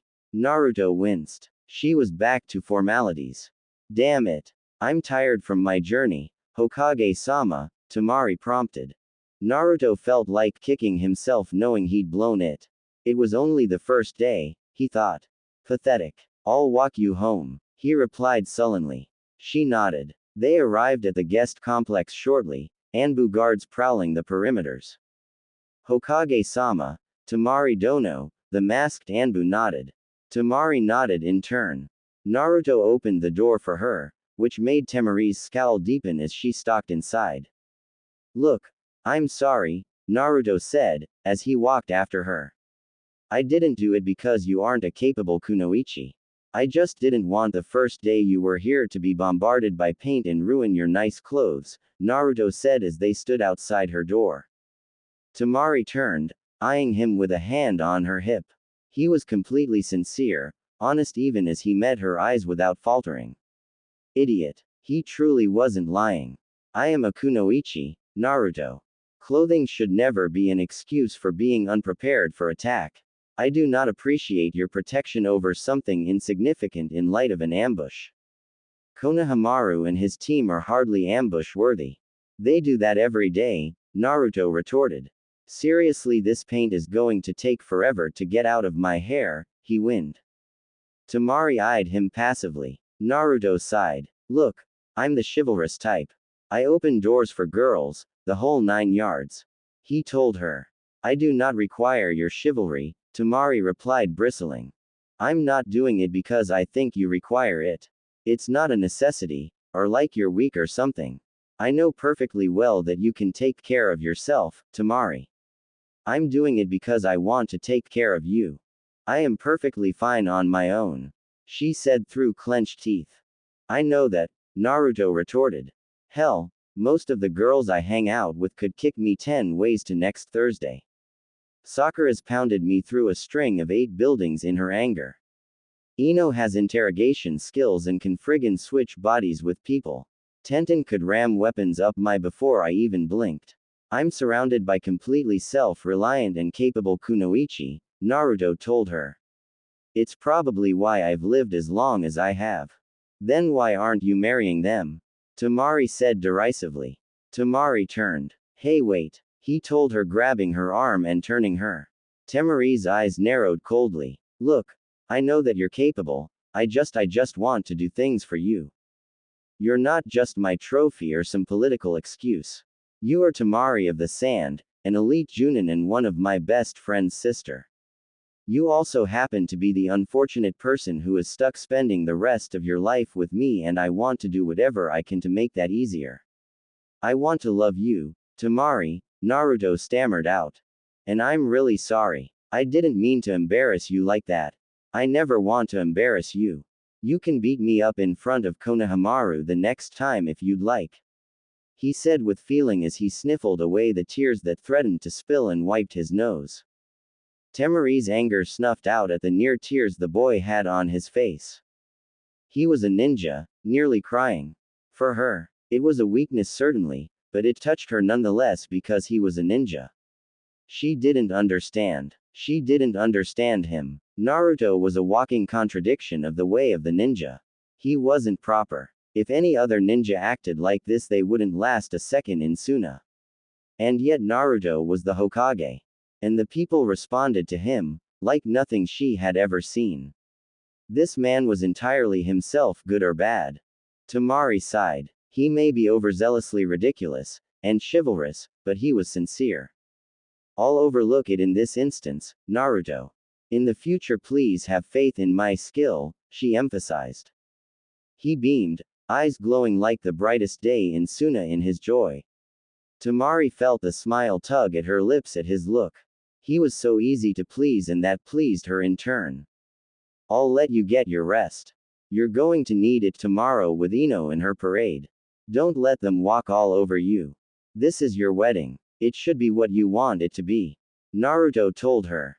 You won't be helping with the planning. Temari stated, confused. I was told that I didn't even have taste in my mouth, much less being able to coordinate enough for wedding planning. Naruto scowled, arms crossing, very much a little boy pouting. I do not desire to plan this wedding alone. Temari replied.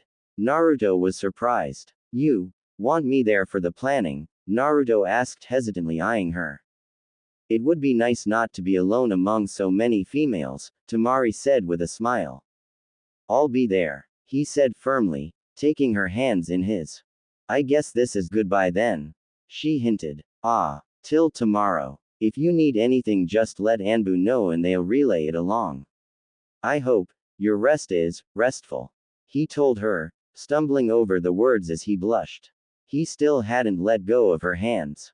Till tomorrow, she said, tugging on her hand. Naruto brought her hand up to his lips and kissed it. Till then, Anata, he told her, blue eyes shining fiercely, red-faced. Temari felt the blush bringing heat to her cheeks at such an endearing term and turned to open the door before he could see it. Naruto waited until the door closed before taking off down the hallway, hands shoved in his pockets as he thought on his wife-to-be. Naruto sighed, ignoring the ice-cold beer that had been pulled up for him and slumped onto the counter, ignoring the worried looks exchanged from his friends. It had been a bad idea to meet up with them at the bar tonight, but Naruto needed all the help he could get. Wooing said Sand Kunoichi would be far more difficult than he had ever imagined. It would probably kill him if he lived long enough before the wedding anyways. That thought severely soured the Rokudaime Hokage, who slumped further on the barstool. It couldn't have gone that bad, Kiba exclaimed, trying to comfort the obvious mopey Kage. Naruto gave him a look. Kiba shrugged and looked to the others who made up the Rookie Nine for help. What happened? Neji asked. It was rare that the Byakugan user ever went out with the guys to the bar, but he figured of all the nights, tonight would be an important night. Plus he was curious about Naruto's intended. Naruto's groan was muffled into the bar. Don't worry, Naruto-kun. With the passionate flames of youth you will woo your lady fair. Lee's eyes grew all sparkly and he continued his justice rant, though everyone tuned him out. Troublesome, Shikamaru sighed, taking a sip of his own beer. So far there was no awkwardness between them, though Temari had been an ex of his. The two had parted on friendly terms but hadn't spoken to each other yet. If he knew Temari, however, she wasn't going down without a fight. Troublesome doesn't even begin to cover it, Naruto whined. Konohamaru decided to play a prank today, he said, blue eyes dark and stormy in their despair. Oh no. Oh yes. Naruto repeated, knowingly. I saved her from being bombarded by his paint balloons in a poorly timed Rasengan. Naruto said, taking a rather large swig of his pint. He slammed the stein down miserably and the bartender filled it back up again. Great. Man. That gets you like brownie points for damsel in distress saving. Kiba gave him a toothy grin and a thumbs up. That's what started the fight, Naruto retorted, deflating as he slumped against the counter moodily again. What? Neji exclaimed. Troublesome woman, Shikamaru grunted, shaking his head. She was angry as hell that I'd stepped in. Said I wasn't respecting her as a kunoichi and it went downhill from there, Naruto said lamentingly. I think I redeemed it in the end, but I have no idea. That's bullshit, Kiba snarled. Of course he was also getting a bit tipsy as he worked his way through his 8th beer. Shino sighed. She wants to be treated like a woman, but respected as a kunoichi. It's a delicate balance. Probably just angry she didn't get any, Kiba muttered. What? Naruto asked, eyeing him speculatively. So just what did happen on this tour of yours with Temari? Neji asked with a grin at Naruto as he sipped his tea. The Byakugan user did not drink, having discovered his severe intolerance for the stuff at Shikamaru's bachelor party. Nothing. We walked around Konoha, saw the training fields, talked to Iruka-sensei. Naruto said, confused. You mean to tell me you didn't do anything? Kiba replied, looking at his cage friend incredulously. Naruto's confusion grew. You know, man, did you try her out? Kiba asked with a toothy leer and a nudging elbow. Shikamaru shook his head at the conversation. Is that all you can think about, Kiba? He glared. He lives with dogs, Neji muttered. Well, you don't buy a weapon without throwing it first, Kiba protested. And suddenly understanding flashed in Naruto's eyes. No. Hell no. That's not fair. Temari's got that exotic look going for her, Choji commented. It's not that, it's that she'd castrate me if I tried, and Gaara would maim me and then pulverize me with sand jutsu and then he'd let Kankuro stuff me as a puppet. Geez, Kiba, Naruto sighed. So you want to then? Kiba grinned with a lusty wink. Naruto actually blushed to his embarrassment, made worse by the knowing laughter of his friends surrounding him. So you think she's attractive? Neji said with a grin. We all know she's attractive. Naruto replied, his cheeks slowly returning to their normal color. But the problem is that I keep messing it up. He slouched. I wouldn't say that, a familiar female voice said, and every male ninja froze. Temari, Naruto gulped. How did you get out of the C compound? Naruto stammered. How long she had been standing there was anyone's guess. Temari stood resplendent in a red tube top that hugged her curves, showing off her bronzed skin. Glowing from her desert tan. Red suits her, he thought as he took in the rest of her. The black puffy pants and strappy flat sandals only added to her exotic look. She wore a sash around her waist, covering her miscellaneous weapons, and a smaller fan, about half the size, was strapped to her back. She'd tied the hite-8 around her neck and her hair was still in the 4 ponytails. Many of the ninja stared at the Suna Kunoichi. She was a special junin in her country, beautiful and deadly. I managed to bribe your Anbu to let me out without my chaperones knowing, Temari said, smirking. She jerked a thumb to Kakashi and sighed. She stole your porn, didn't she, Kakashi-sensei? Naruto asked, eyeing the orange ICHA Paradise book in her possession.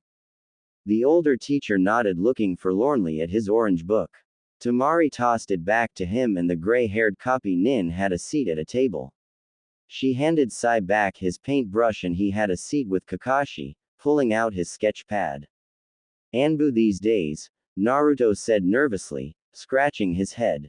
Don't fret, I won't spoil your boy's night. I came to have a drink and do some dancing. The girls left me a note that they would be here and I figured this would be a good opportunity to get to know them, Temari said with a shrug as she sat down at the barstool next to him. Naruto glanced at her, trying to hide the look, but it was obvious he was looking. Temari smirked. At least they had that going for them. Both of them were curious about each other, and sheer physical attraction was a useful thing. Do you often come here? She asked, meeting his look head on. Not often. Sometimes, he replied, her bold look making him cautious. Temari grinned. I told you not to worry. I don't think I'll castrate you quite yet, she said, taking his beer from him and drinking it. Naruto swallowed. I didn't mean any disrespect. You weren't disrespectful, Temari said, waving a hand dismissively as she downed the pint. She wrinkled her nose. Konoha beer has a funny aftertaste, she stated. It's the wheat and barley here. Naruto replied with a shrug. The music is good at least. Look at all the people dancing, Temari said optimistically as she looked at Naruto beneath her black lashes. It's all right, he replied a bit uncertainly. Naruto was focused in on the newest beer set down before him, seemingly not aware of the subtle hint she had just given him. Temari was not one to beg, and certainly not one to sweat over another man's loss. If he wasn't going to dance with her, then fine. She would find someone else to dance with. It was time to experiment on how her fiancé acted under duress. He was hesitant, still cautious, but Temari would provoke a response out of him. From the corner of her eye, Temari saw Shikamaru get up. Before he could sneak away, and she grabbed him by his Junin vest, yanking him back down into the barstool as she slid next to him. Cry baby Nara, is it? Trying to run away? Temari laughed. Shikamaru glowered at the sand kunoichi. Temari, he acknowledged gruffly. Naruto was surprised as he watched his fiancée saunter over, even more surprised to find Shikamaru and her actually getting along. Her turquoise eyes gleamed. If he didn't know any better, he would have said that they were predatory as she talked with Shikamaru. But Shikamaru was married to Ino. Temari's laughter rang out as they talked, and though Shikamaru was hesitant, he didn't stop talking to her. Naruto frowned. They had dated a few years back but had ended it. Long-distance relationships never worked out. Temari suddenly grabbed his hand, making Naruto twitch. She led him out to the dance floor and began to sway. Shikamaru, red-faced and muttering what obviously had to be a mendokusai, danced, albeit lazily, with her. Temari grinned as she laughed at Shikamaru. It's been a while. I want a rematch, she told him. Too troublesome, he replied. I'd get my kicked. You don't know that, she grinned. Whatever it is you're playing at, I want no part of it. Shikamaru said, eyeing her distrustfully. Whatever could you mean, Shika-kun? Temari batted her eyelashes innocently. You're deliberately provoking him, and we both know it. I'm not your pawn, and I'm not going to, Shikamaru said, eyebrows drawing together. You're his friend, right? Temari interrupted. Yay. I'm also his subordinate. Shikamaru said. Then you know this needs to happen. Temari replied simply. Troublesome, Shikamaru muttered. Anything that involves moving with you always is. Now get your lazy up and dance with me. Temari said, dragging him up. Temari, I'm a married man, Shikamaru said. Don't worry, Nara, I'm not interested in old flings. I'm not that kind of girl. And I'm a soon-to-be married woman. You don't need your wife to dance, and you know this is good for him. I have to know, Temari replied. Shikamaru shook his head. You could just ask him. Temari shook her head, moving to the music. There's no fun in that. I wouldn't be a ninja if I wasn't subtle. What exactly are you trying to determine about Naruto? You're the genius, Temari replied. As if I ever understood women, this is such a pain in the, Shikamaru retorted. Yay. You always were a lazy, Temari replied. But to answer your question. Lots of things, Temari replied, spinning. He's watching. Pull me close for a second, Temari said. Shikamaru glowered, but complied. Temari didn't miss the flinch from Naruto or the clench of his fist as he slammed down another pint. She'd been watching him from the corner of her eye. So he did get jealous. Temari categorized that useful information for later. She could feel his eyes on her again, and she laughed as Shikamaru spun her around the dance floor. But his gaze lost sight of her as a group entered, and his entire body was turned, focused on the one person entering the room. His heart in his eyes, Naruto looked towards the newest approaching female who smiled and waved to him. Shikamaru could tell Temari was distracted by Naruto's distraction. She still kept in step with the dance, but her eyes were clouded. Shikamaru turned to see who had entered. Ah, Sakura.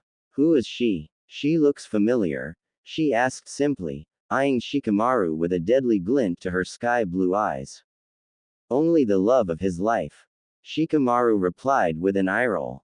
To his surprise, Temari didn't laugh. In fact, the kunoichi looked dangerous. Temari's jaw clenched. Don't look like that. She's his teammate and she's engaged to Uchiha Sasuke. Shikamaru retorted, brows drawn together. Perhaps there was something more to this little arrangement than simply politics. Ah, the pink hair. She's the Godime's apprentice. She saved my brothers then. Both of them, Shikamaru nodded.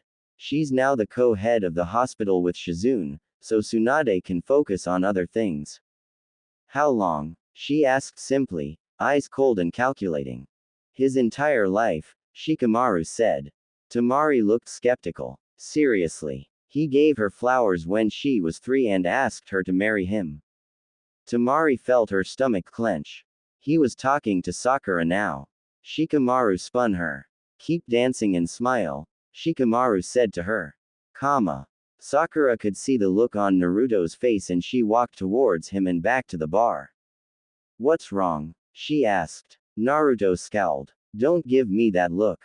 I'm your teammate. I know when something's wrong. And let's face it, Naruto, when you're upset about something, you pout. Naruto's eyes casually wandered to Temari and Shikamaru. Sakura's eyebrow arched. Jealous? She questioned. No, he pouted. Why didn't you ask her to dance? Because I didn't feel like it, Naruto retorted moodily as he crossed his arms. And now that she's dancing with Shika, what are you going to do about it? Sakura asked him. Nothing. I don't want to control her, Naruto replied sadly. Sakura's heart flinched for her ramen-loving best friend and Cage. Come on, she said, grabbing his hand. Sakura-chan, Naruto stammered. This is a one-time only deal, Naruto, Sakura replied, as she dragged him out to the dance floor. She wasn't about to let Naruto look bad in front of the Sunanin. Naruto brought her close as they danced, smelling the strawberry shampoo she used. This is bittersweet, Naruto told her softly. I've always wanted to hold you like this, he confessed wistfully. Sakura sighed. We're both engaged, Naruto. Don't you ever wonder what it would be like, though? He asked, her blue eyes serious. She paused. Yes, she replied. Naruto's heart clenched painfully, as he took a sharp breath. But not enough to change what I have now. I'm happy, Naruto. You're my best friend, but I'm happy. Sakura replied firmly, conviction unwavering. She had never given up on Sasuke, this entire time. I could make you happy too, Naruto said, blue eyes bright and intent on her. Naruto, Sakura trailed off. I love Sasuke. I could never do that to him. And you couldn't either. Naruto nodded, swallowing the lump in his throat as he looked at the ground. If you could only find this kind of happiness, Temari is a lucky woman, Sakura trailed off. Naruto swallowed and nodded numbly, emotion thick in his eyes. Go cut in, Sakura urged him. No, I don't want her to think I'm jealous, Naruto exclaimed. But you are, Sakura pointed out. That's beside the point, Naruto replied, pouting again. Hokage-sama, Sakura said, fixing him with a no-nonsense stare. Go get her, Shanaru. Sakura launched him towards the spinning pair. Naruto barely kept from bumping into them. Hokage-sama, Shikamaru greeted. Naruto tried to formulate some sort of response when Shikamaru saved the proverbial day. Here, I'm exhausted, Shikamaru said, handing Temari off abruptly and heading to the bar. Giving a glare at the pineapple-haired genius, Temari fixed her attention on her intended. He had left his coat on the back of the chair. He wore his black shirt and green ninja pants. His eyes were bright and piercing blue and his Hittite flashed beneath the multicolored lights. Temari eyed the whisker-cheeked cage, waiting. Hey, would you like to dance, Temari? He asked her. She nodded once and then gave him her hand. So she's the one who saved my brothers, Temari said, eyeing Naruto as they slowly danced to the song. He nodded. That's Sakura-chan. She's the co-head at the hospital. Temari nodded. She was never very good at subtlety, particularly when it regarded matters of her personal life. Missions were a separate thing entirely, but this instance was not something she could afford to be misunderstood on. So Temari came out with the question, addressing the issue head-on. You love her. It was a fact, a statement, not a question. Naruto's eyes widened. He caught hold of Temari's steeled blue turquoise eyes and they locked. She was searching his, waiting for his response. He knew that she would know if he lied to her. He wouldn't lie to her though, but admitting it seemed much more difficult now that he had essentially been rejected by the girl of his dreams. He nodded, unable to speak, as he looked at the pink-haired medical specialist talking with Hinata. I don't mean to be rude, but why marry me? Temari asked him. She's engaged, Naruto replied. So, Temari said with a shrug. That's never stopped people before. Naruto eyed her incredulously. He supposed he shouldn't have been surprised. Temari was the kind of woman that actively pursued what she wanted, consequences be damned. He had always liked strong women, so he supposed it was a good quality to start with. Let me say it again. She's engaged to my best friend, Naruto told her. But if you love her, Temari interjected. There's more to it than that. She loves him. And he actually loves her, which is really the miracle of the whole thing. I would never stand in the way of her happiness, Naruto replied, looking back at Temari. You still didn't answer my question though. Why me, especially since you're in love with someone else? Temari told him. It's not just business, Temari, if that's what you're thinking. I'm selfish enough to like the thought of being married, but I'm also selfish enough to want a real marriage. Yay, I love Sakura-chan. I'll probably always love her. But I could learn to love you, I think, he said, scratching his head. Temari's eyebrow arched. More importantly, I want to learn to love you. She's Sakura-chan, but you're going to be my wife. You are the person I will marry and be with, and I guess what I'm trying to say is that it doesn't matter in light of that. I can't live in the past anymore, he said, eyes serene and serious as he looked directly into her own turquoise blue. Look, it's not too late to call this off, she offered. I can see how much you love her. No, Naruto replied. She was surprised by the firm tone in his voice. Yeesh, didn't you just hear me? I want this. For your people, of course, Temari replied, clarifying. It never ceased to surprise her the amount of passion and emotion Naruto spoke with, but she couldn't risk assuming with him. It was appealing, the fact that he was so committed to everything he spoke of. Alright, She conceded grumpily. Maybe you weren't too far from it, Gaara, he is a good man. She thought. Not just that, it's good for Konoha, it's good for Suna, yes. But, I want to see if this can work. I've never backed down from a challenge. Naruto told her with a grin. Temari smirked, satisfied with the answer.